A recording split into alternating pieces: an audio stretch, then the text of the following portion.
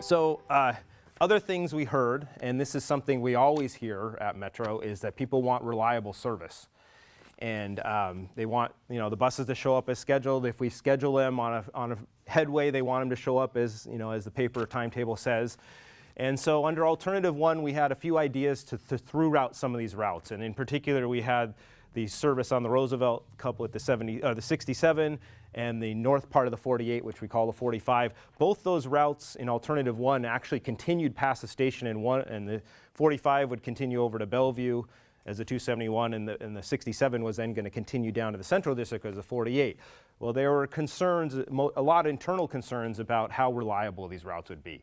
Especially when you get out of the train and you go up to the stop, if there's an accident on 520, then all the 45s are going to be running late and not showing up. And so, there's a lot of concern we weren't going to be able to deliver something that the customers could rely on. So, in this alternative, we have chosen not to have those routes through routed over to the east side and down in the Central District. So the 67 and 45 run independently, and they come down and they just go to the Montlake Triangle. They have about a 10-minute time to kind of get back on schedule, and then they head right back out.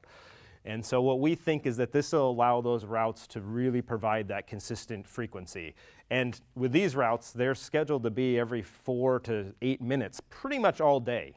And so, it doesn't take much in a reliability sense to really mess up that high frequency service. So this we feel like is going to be pretty reliable. You're going to come out of that train and there's going to be a bus showing up pretty quickly. And this is really an important selling point when we're asking people who now have that direct connection to downtown. If we're asking them to have to make a transfer, we want that to be reliable. So we feel that this kind of achieves that. Another thing, one of the things that people really liked about Alternative 1 is that they liked the frequency of service. Again, if we're asking people to transfer, you want to be transferring to frequent routes. So under this alternative here, this proposal, we have maintained that really at least 15-minute service all day on all of our kind of feeder routes. So your 45, your 67, your 372, your 65, and your 75 are all running every 15 minutes all day long. At least on weekdays, and so you won't have to wait long when you come up from that train. So we feel like that's a really important selling point. Some people really said it's important to keep that. So that's part of this alternative here.